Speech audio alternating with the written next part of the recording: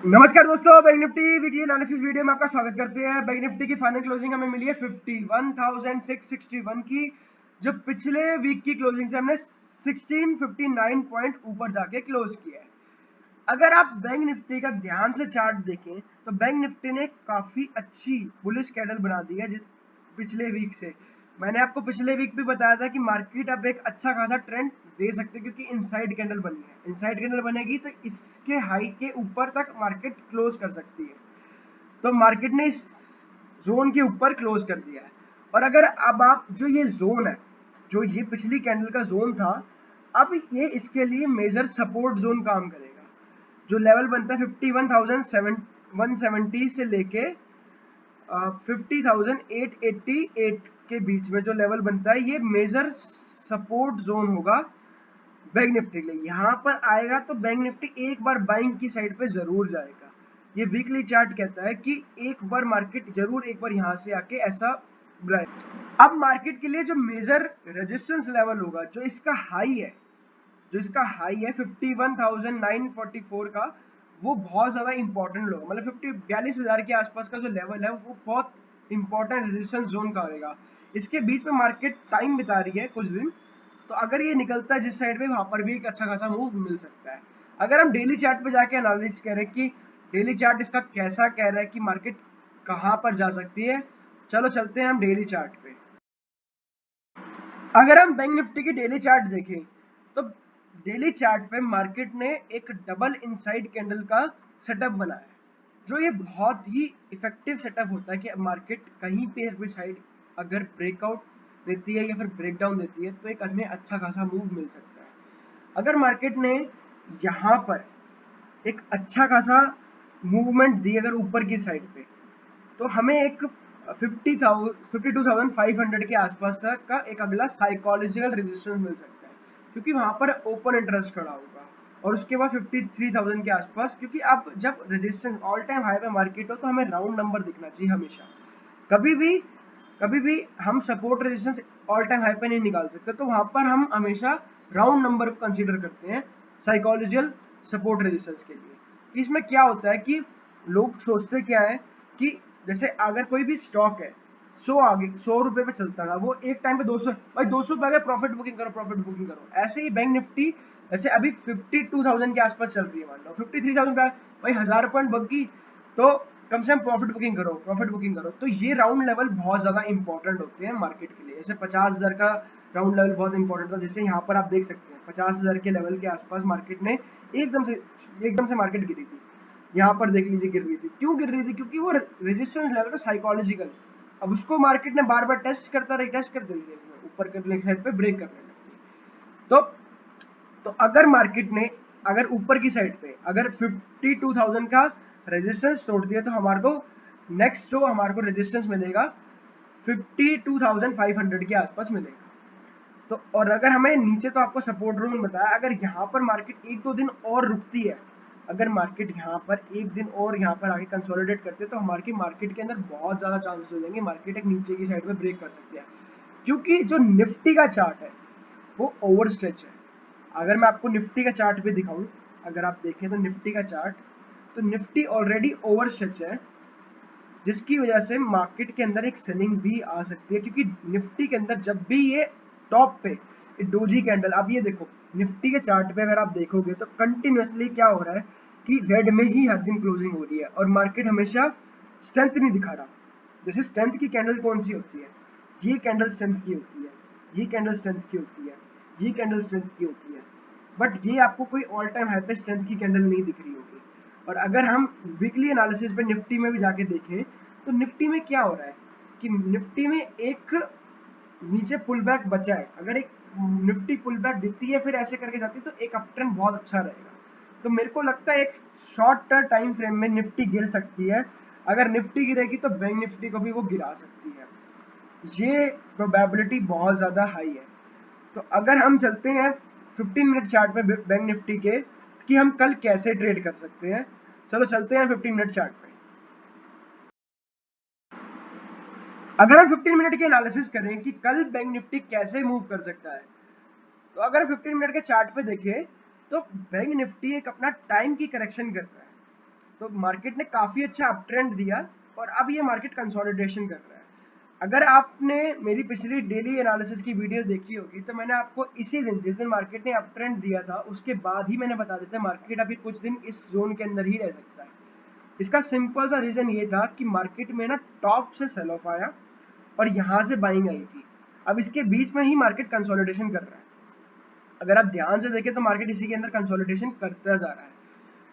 तो अब ये मार्केट के लिए मेजर रेजिस्टेंस ये वाला लेवल है और ये सपोर्ट लेवल है जो ऑलमोस्ट 51,234 का बैठता है।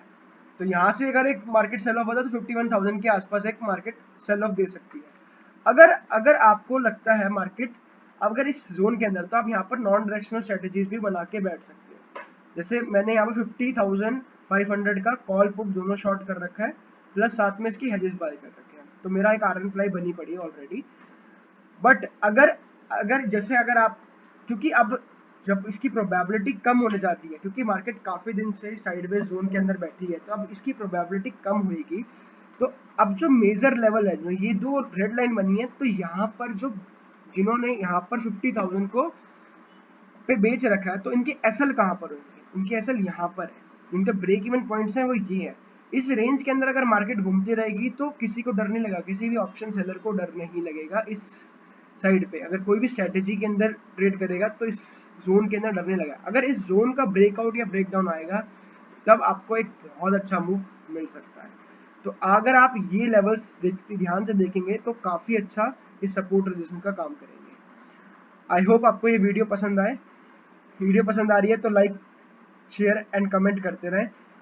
और अगर हम ऑप्शन चेन के एनालिसिस करें, ऑप्शन चेन हमें कह रही है कि मार्केट में जो सबसे ज्यादा ओपन इंटरेस्ट खड़ा है, जो कॉल शॉर्ट करके बैठा है, वो 52,000 पे है। और अगर पुट शॉर्ट करके बैठा हुआ है जो बंदे, वो क्या है, वो 51,000। जैसे हमने चार्ट पे देखा वही सेम टू सेम इस ऑप्शन चेन पे भी दिखा रहा है कि 52,000 से लेके 51,000 के बीच में 1000 पॉइंट की रेंज ऐसी है कि मार्केट इसी के बीच में घूमेगी और यहाँ पर मार्केट हो सकती है, ऐसा ऑप्शन चेन कह रही है। बट अगर आप ऑप्शन चेन के अंदर खासियत देखें, उसके बाद जो नेक्स्ट जो साइकोलॉजिकल हमने बात करी थी ना कि रेजिस्टेंस क्या बैठेगा, वो 52,500 का बैठेगा।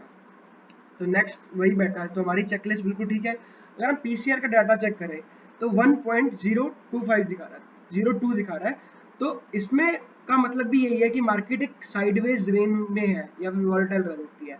वॉलेटाइल मार्केट कैसी होती है, अगर मैं आपको एक बार दिखाऊं तो क्या होती है। अगर आप ये 5 मिनट का चार्ट देखें बैंक निफ्टी का, तो मार्केट क्या कर रही है, यहाँ से गिरी, यहाँ से ऊपर गिरी, यहीं से गिर गई, यहीं से ऊपर होगी। ये मार्केट ना सबसे ज्यादा पैसा लेके जाती है बायर्स का। तो यहाँ पर लोगों को लगता है मूव आ रहा है, मूव आ रहा है, मूव नहीं आ रहा। ये मार्केट कोई कंफ्यूज है मार्केट।